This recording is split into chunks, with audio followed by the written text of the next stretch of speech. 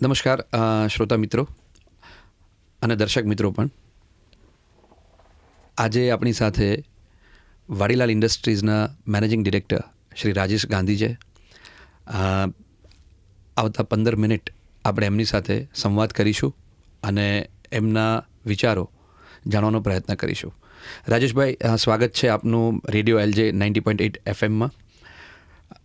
શરૂઆત કરીએ આપની પ્રોફાઇલથી. સો થોડી આપના પ્રોફાઇલ વિશે વાત કરીએ. Thank you very much for મને ઇન્વાઇટ કર્યો આપે. ખૂબ ખૂબ આભાર. હું આમ કોમર્સ ગ્રેજ્યુએટ છું HL કોલેજમાંથી અને ફ્રોમ 79 ઓનવર્ડ્સ બિઝનેસમાં જોડાયો. એટલે અત્યારે ઓલમોસ્ટ 46 વર્ષ બિઝનેસમાં પૂરા કર્યા અને બિગિનિંગથી આઈસ્ક્રીમ સંભાળું છું. બરાબર. એટલે ice cream moves in my blood. Okay.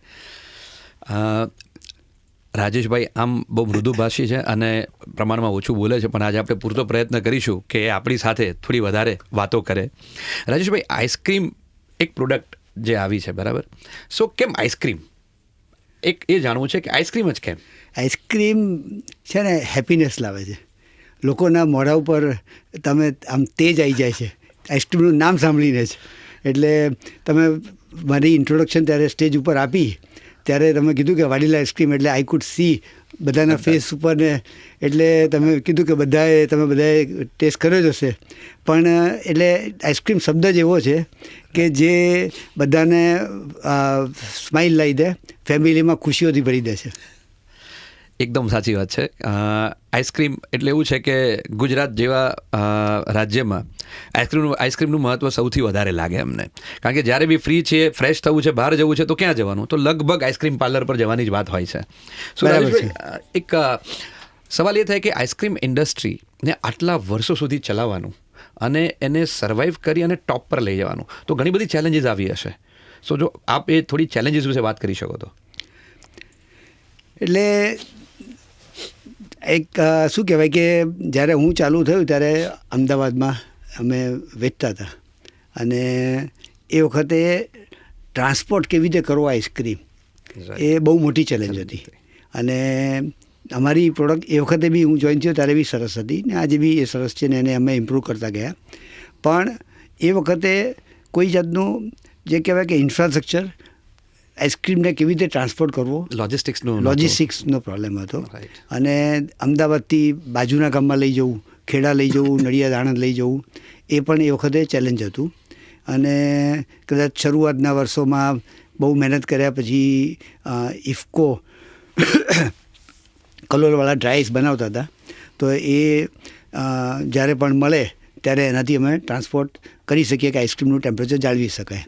અને જ્યારે ઇફકોનો પ્લાન્ટ ઉનાળાના 2 મહિના બંધ હોય ત્યારે બિઝનેસ ઠપ બી થઈ જાય. એટલે એવા બી બધા ચેલેન્જીસ શરૂઆતના વર્ષોમાં જોયેલા છે. અને એટલે આમ જોવા જઈએ તો there are many challenges we have faced. પણ એક આ જે logistics was a big subject એ વખતના જમાનામાં. આજે કદાચ એ પ્રશ્ન જ નથી ઉભો રહ્યો. આજે અમને બી ખબર નથી કે આ કેવી રીતે મૂવમેન્ટ થાય છે, શું થઈ રહી છે, કોઈ કસ્ટમર કમ્પ્લેન્ટ નથી આવતી, કોઈ ડેમેજ નથી આવતું. પણ એ જમાનો એવો હતો કે જ્યારે ડ્રાઈસથી પછી પહેલાં આપણે મૂવ થયા રેફ્રિજરેટેડ વ્હીકલમાં. એટલે અમને પહેલું વ્હીકલ અમે, કારણ કે ઇમ્પોર્ટની 300% ડ્યુટી હતી એ વખતે. જ્યારે કોઈ પણ ઠંડુ શબ્દ આવે, કોલ્ડ, એટલે રેફ્રિજરેશન આવે એટલે 300% ઇમ્પોર્ટ ડ્યુટી, એટલે કશું ઇમ્પોર્ટ વિચારી ના શકાય. લાઇસન્સ રાજ હતું એટલે કશું થઈ ના શકે. એટલે પહેલું અમે એક વ્હીકલ બનાવવાનું નક્કી કર્યું.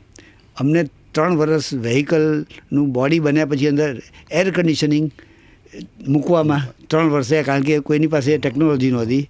બધા થોડા ઘણા કન્સલ્ટન્ટ જે કંઈ થોડું ઘણું જાણતા હોય એ આજે કહે કે આજે અહીંયા આ પાઇપ આમ લગાવો, કાલે કહે છે પછી આને હવે આમની બદલી નાખો. એટલે એ જાતનું કરી ને એક આખો ધીરે ધીરે કરીને શરૂઆતના વ્હીકલ અમે જે મોકલતા અહીંથી નેબરિંગ સ્ટેટ મોકલીએ અને રસ્તા એ વખતે ખરાબ હતા, તો દરેક વખતે વ્હીકલ જાય એટલે એના પાઇપો તોડીને પાછું આવે. એટલે પાછું આવે એટલે અઠવાડિયું 10 દિવસ મેન્ટેનન્સમાં જાય. એટલે આ બધા શરૂઆતના અનુભવો છે. એ વખતે ફાઇનાન્સની બી ક્રાઇસિસ હતી, મેનેજમેન્ટ બી ક્રાઇસિસ હતી, સોફ્ટવેર બી ક્રાઇસિસ હતી. એટલે મતલબ મેન્યુઅલ એકાઉન્ટ લખાતા હતા. એટલે દરેક જાતના દરેક એરિયામાં તમને ચેલેન્જ જોવા મળે. આઈસ્ક્રીમની સાથે જનરલી અમે જોડીએ છીએ અને મોટાભાગના લોકો જોડે છે સ્વીટનેસ, કેલરી. સો આઈસ્ક્રીમની અંદર એવા કોઈ ફેરફારો આવ્યા છે કે જેમાં હવે લોકો હેલ્થ કોન્શિયસ થયા છે તો એની અસર આઈસ્ક્રીમના કન્ઝમ્પશન પર પડી હોય અને એની અંદર કોઈ ઇનોવેશન થયા હોય? એટલે આઈસ્ક્રીમમાં એક તો જેને ડાયાબિટીક પેશન્ટ છે એ લોકોના માટે શુગર ફ્રી આઈસ્ક્રીમ અમે ઇન્ટ્રોડ્યુસ કરેલો છે, પણ હજી બી એનું ચલણ એટલું બધું નથી, કારણ કે લોકોને ઘણા લોકો એમ કે ભાઈ ઓછો લેવો પણ જે ઓરિજિનલ આઈસ્ક્રીમ છે એ જ લેવો, એટલે એનું હજી એટલું બધું ચલણ નથી આવતું. અને બાકી લો કેલરી આઈસ્ક્રીમ થયા કે જેમાં ફેટ ઓછા હોય, એમાં થોડુંક શુગર ઓછી હોય, એવા ટાઈપના અલગ વેરિએશન ઊભા થયેલા છે. પણ છતાં બી જોવા જઈએ તો હજી આપણે ત્યાં આઈસ્ક્રીમનું કન્ઝમ્પશન એટલું મોટું નથી. એટલે ઇન ધ સેન્સ કે આપણે એવરેજ જોવા જઈએ તો અત્યારે 1 લીટર પર પર્સન પર એનમ આઈસ્ક્રીમનું કન્ઝમ્પશન છે, જે બીજા ડેવલપ કન્ટ્રીઝમાં 20 થી 22 લીટર હોય. હવે એટલે એટલું મોટું કન્ઝમ્પશન નથી કે જે હજી પીપલ આર વેરી કોશિયસ કે ભાઈ આપણે આમાંથી કેલરી ઓછી લેવી છે કે આમાંથી શુગર ઓછી લેવી છે. અને લોકો જ્યારે પણ ખાવા બેસે ત્યારે દિલ દઈને ખાતા હોય છે, અને એ વખતે પછી એમ કે ભાઈ આઈસ્ક્રીમથી વેઇટ વધશે કે બીજા કોઈ વિચારો જનરલી કરતા નથી. અચ્છા રાજેશભાઈ, એક બીજો સવાલ છે જે મગજમાં આવે છે કે અમદાવાદ કે ગુજરાતની વાત કરીએ તો આઈસ્ક્રીમની લોકલ બ્રાન્ડ્સ બી ઘણી બધી હોય છે, બરાબર? વાડીલાલ બી એક સમય લોકલ બ્રાન્ડ્સ હશે અને એમાંથી એમને કોર્પોરેટ સ્ટ્રક્ચર તરફ જવાનું નક્કી કર્યું. તો આ વિચાર કેવી રીતે આવ્યો? અમે જ્યારે ચાલુ કર્યું ત્યારે જ્યારે અમદાવાદથી બહાર એક્સપાન્ડ કરવાનું, એટલે ધીરે ધીરે અમદાવાદથી બહાર એટલે નેબરિંગ સિટીમાં ગયા કે ભાઈ બરોડા છે કે ખેડા છે કે એવી રીતે નજીકમાં જવાનું ચાલુ કર્યું. ત્યાંથી પછી વધારે જઈને સુરત કે બાજુ ચાલુ કર્યું, અને then we started moving into the neighbouring states કે ભાઈ રાજસ્થાન ગયા, MP ગયા, એ પછી મહારાષ્ટ્ર ગયા. આ બધા 90ની આસપાસની વાતો છે. હવે પછી એ સમયમાં ક્વોલિટી વોલ્સ એટલે વેચાઈ ગયું, એટલે યુનિલિવર, હિન્દુસ્તાન યુનિલિવરે લીધું, અને અમને બી બધી અલગ અલગ ઓફરો થઈ. પણ અમે કીધું કે અમે તો વેચવા માટે નથી, અમારે તો ધંધો કરવો છે, અને our family doesn't want to play the golf. હા છે, દેટ વોઝ એ માઇન્ડસેટ. એટલે પછી પણ એ વખતે અમને ઇનડિરેક્ટલી એવી ધમકીઓ બી મળી કે ભાઈ અમે આટલા બધા પાવરફુલ છીએ, લિટરલી આપણને એમ દેખાડે કે ભાઈ અમે મસલવાળા છીએ ને અમે 200 કરોડ 300 કરોડ બધે ખર્ચી નાખશું અને તમે નહીં ખર્ચી શકો અને અમે તમને ક્રશ કરી દઈશું. એટલે આ બધું જે વાતો થવા માંડીને મેસેજ આવવા માંડ્યા, એટલે પછી થોડુંક જરા અમે વિચાર્યું કે ભાઈ આપણે આપણી શું સ્ટ્રેટેજી કરવાની, અને અમે એ પછી આગળ વધી ને then we started moving into the કે ભાઈ આપણે પેન ઇન્ડિયા થઈ જાઓ કોઈપણ હિસાબે. કારણ કે જો આપણે લિમિટેડ જગ્યાએ ધારો કે ગુજરાતમાં ફોકસ આવીશું તો કદાચ કોમ્પિટિશનવાળા ગુજરાતમાં ભાવ નીચા રાખે એટલે તમને ના કમાવા દે, અને બીજે બધે ભાવ ઊંચા રાખીને એ લોકો તો કમાઈ લે પણ તમને ક્રશ કરી નાખે. આ અમુક જે મલ્ટીનેશનલની ઘણીવાર સ્ટ્રેટેજી હોય, અને એ વખતે યુનિફોર્મ પ્રાઇઝિંગ નહોતું કે ભાઈ એક જ પ્રાઇઝ ઓલ ઇન્ડિયા હોવું જોઈએ જે આજે છે. એટલે આ બધા વિચારોથી પછી એમ થયું કે આપણે તરત જ ઓલ ઇન્ડિયા એક્સપાન્ડ થઈ જાઓ. અને દેન અમે લોકોએ મહારાષ્ટ્રમાં પ્લાન્ટ નાખ્યો, બરેલીમાં યુપીમાં પ્લાન્ટ નાખ્યો, અને વી સ્ટાર્ટેડ કે ભાઈ આપણે પેન ઇન્ડિયા બ્રાન્ડ થવી જોઈએ. એટલે અમે પછી એ રીતે એ વખતે ઝી નવું લોન્ચ થયું હતું ત્યારે we were the first to advertise on a Zee ice cream product તરીકે એ લોકોની જોડે શરૂઆતમાં બધી ઘણી ડીલો કરી અને લોન્ચ કર્યું કે ભાઈ આપણે નેશનલ બ્રાન્ડ થવું જોઈએ. અને કદાચ શરૂઆતમાં અમને 10 વર્ષ એને લીધે ઘણું સ્ટ્રેઇન બી પડ્યું, કારણ કે નવા માર્કેટમાં ફ્રોઝન પ્રોડક્ટ લઈને જાઓ એટલે 20% 25% ટ્રાન્સપોર્ટ કોસ્ટ લાગે અને ડેમેજ બી એટલું આવે. અને પણ છતાં બી કીધું કે ભાઈ નહીં, આપણે જે રસ્તો પકડ્યો છે એ પકડી રાખો, અને અમે એક્સપાન્ડ કરતા ગયા, અને દેટ હેલ્પ અસ કે ભાઈ આજે જે નેશનલ બ્રાન્ડ કહી શકાય એમાં 2-3માં અમારો નંબર આવે છે. વાત તો એકદમ સાચી છે કે તમારી એડવર્ટાઇઝમેન્ટ તમે બી સાંભળી છે. આઈ થિંક પેલી છે, it's nutty and cream, it's lovely dreamy, it's Vadilal ice cream. Very true, ice cream, right? આ મને હજી યાદ છે કારણ કે અમે આ એડવર્ટાઇઝમેન્ટ સાંભળીને મોટા થયા છે એવું કહું તો ચાલે. એટલે ઘણા વર્ષોથી એ એટલે હજી બી એક મગજમાં એ રહે છે. એટલે જેકી શ્રોફની અમે એ વખતે શરૂઆતના વર્ષોમાં જેકી શ્રોફને અમે એ વખતે એક્ટર તરીકે લીધેલો હતો. એક અમારું વાડીલાલ કટ કરીને હેરસ્ટાઈલની એક અમે એડ બની હતી વિચ વોઝ વેરી પોપ્યુલર. તો લોકો સલૂનમાં જઈને કે વાડીલાલ કટ વાળ કાપી આપો. એટલે ટૂંકમાં ચેલેન્જીસ આવી છે એને તમે જરા જુદી રીતે એને ફેસ બી કરી અને એમાંથી સારા રસ્તા બી નીકળ્યા છે જે તમને લાંબા ગાળે ફાયદામાં રહ્યા છે. હવે વાડીલાલ આઈસ્ક્રીમ, સો વાડીલાલ ઇન્ડસ્ટ્રીઝ અત્યારે છે, તો ખાસ જણાવી દઈએ કે આજના દિવસે વાડીલાલ ઇન્ડસ્ટ્રી એ માર્કેટ કેપમાં 2600 કરોડથી ઉપર છે કદાચ, જો આજે હું ભૂલતો ન હોઉં તો, અને શેર પ્રાઇસ જે છે લગભગ 350 રૂપિયાની આસપાસ છે. એટલે એમણે જે વાત કરી રાજેશભાઈએ કે નાની એવી જર્નીમાંથી આજે અહીંયા સુધી તો પહોંચ્યા છે, અને આઈ એમ શ્યોર કે હજી વાડીલાલ ઇન્ડસ્ટ્રીઝ નામ આપ્યું છે તો એનો મતલબ કે વાડીલાલ આઈસ્ક્રીમની સાથે સાથે ઘણી બધી બીજી પ્રોડક્ટ્સ મગજમાં હશે જ, અને કદાચ માર્કેટમાં હોવી બી જોઈએ અને તમે લાવવાનો પ્રયત્ન બી કરતા હશો. સો એના વિશે કોઈ માહિતી મળી શકે અમને? અમે 92-93માં પ્રોસેસ ફૂડનો પ્લાન્ટ ધરમપુરમાં અમે ચાલુ કર્યો. એટલે જ્યાં આગળ મેંગો પલ્પ છે કે ફ્રોઝન ફ્રૂટ્સ છે, ફ્રોઝન વેજીટેબલ્સ છે, એ રીતે એને ચાલુ કર્યો હતો. ત્યાં આગળ પછી અમે રેડી ટુ ઇટ ફૂડ ચાલુ કર્યું, અને એમાં બધી અલગ અલગ જાતની જે પણ ઇન્ડિયન ડેલિકસીસ છે એને ફ્રોઝન કરી ને ટાર્ગેટ એક્સપોર્ટનો અમે રાખ્યો હતો. અમે સૌથી પહેલાં ઇન્ડિયાથી પહેલાં જ કેનમાં વેજીટેબલ્સ એક્સપોર્ટ થતા હતા. એટલે કેનની અંદર સોલ્ટ નાખી ને એને લાઈફ આપવા માટે, અને અમે લોકો એ રીતે પાયોનિયર હતા કે અમે ફ્રોઝન વેજીટેબલ્સનો પ્લાન્ટ નાખ્યો, અને અમેરિકામાં અમે પહેલાં અહીંથી એક્સપોર્ટ કરનારા હતા ફ્રોઝન વેજીટેબલ્સ.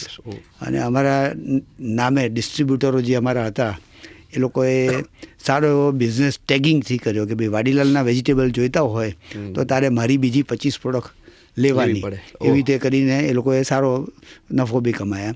એટલે that was a first beginning of the frozen vegetable. એ પછી સેક્ટરમાં અમે પછી ધીરે ધીરે પછી એ બધા જે અમારા અમેરિકાના જે અનુભવ અમને થયા કે ભાઈ ડિસ્ટ્રીબ્યુટર્સ આપણને લાંબા ગાળે સપોર્ટ નથી કરતા, એટલે અમે પછી છેલ્લા 10 વર્ષથી ત્યાં અમેરિકામાં, કેનેડામાં, ઓસ્ટ્રેલિયામાં અમારી પોતાનું ડિસ્ટ્રીબ્યુશન નેટવર્ક ચાલુ કર્યું. એટલે અમે અમારા પોતાના વેરહાઉસ ચાલુ કર્યા. ત્યાં આગળ લગભગ 100 માણસનો સ્ટાફ છે અમેરિકામાં, અને અમે પોતે જ ત્યાંના 3000 ઇન્ડિયન ગ્રોસરીઝમાં સપ્લાય કરીએ છીએ. અને વી હેવ ડેવલપ દેટ. એની જોડે પછી આઈસ્ક્રીમની જોડે ફ્રોઝન સ્વીટ્સ ચાલુ કરી, બેકરી પ્રોડક્ટ્સ ચાલુ કરી. આપણે અહીંયાની કોઈ પણ ખાવાની પ્રોડક્ટ ધારો કે અમદાવાદની કે ગુજરાતની હોય તો એ બધી જ અમે ત્યાં આગળ ફ્રોઝન કરીને એક્સપોર્ટ કરીએ છીએ. એટલે આપણા જે ત્યાંના ડાયસ્પોરા છે, ઇન્ડિયન ડાયસ્પોરા, એ લોકોને દેશની મીઠી કહીએ કે ભાઈ ઇન્ડિયાની કોઈ પણ પ્રોડક્ટ તો એ બધી એમને ત્યાં મળી રહે છે આજે. ક્વિક સ્ટેટિસ્ટિક્સની વાત કરીએ રાજેશભાઈ.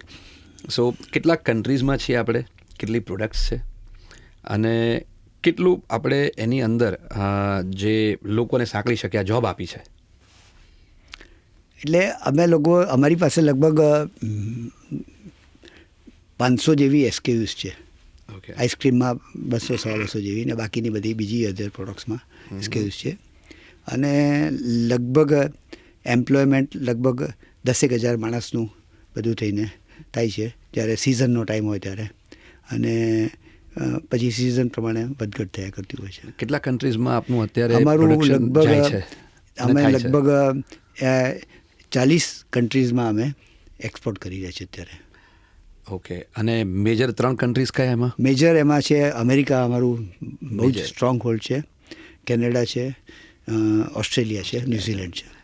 એટલે આમાં અમે કોરિલેટ કરી શકીએ છીએ કે અમારા મોટાભાગના સ્ટુડન્ટ્સ છે ને આ 4 કન્ટ્રીઝમાં જવાનું પ્રિફર કરે છે, એટલે 100% એમને વાડીલાલ ખબર જ હોય. એબ્સોલ્યુટલી.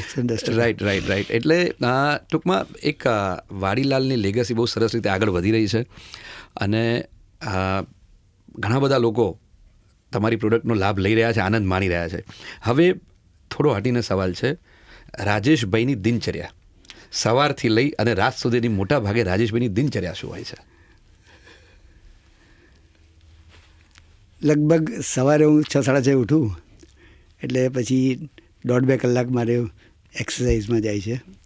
વોકિંગ છે, યોગા કરું, થોડું ફિઝિકલ ફિટનેસ કરું, કોઈક વાર સાયકલિંગ કરું, એટલે 1.5-2 કલાક તો સાયકલ આમાં પૂરા થઈ જાય.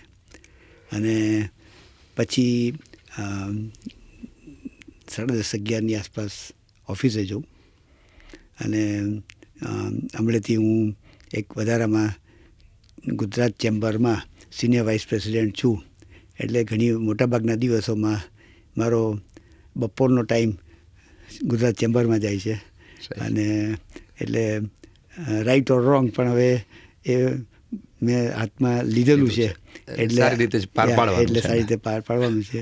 અને દેન બસ 7-7:30 ઘરે આવું, spend some time with family, grand children છે, એટલે દેન આઈ સ્પેન્ડ ટાઈમ વિથ ધેમ.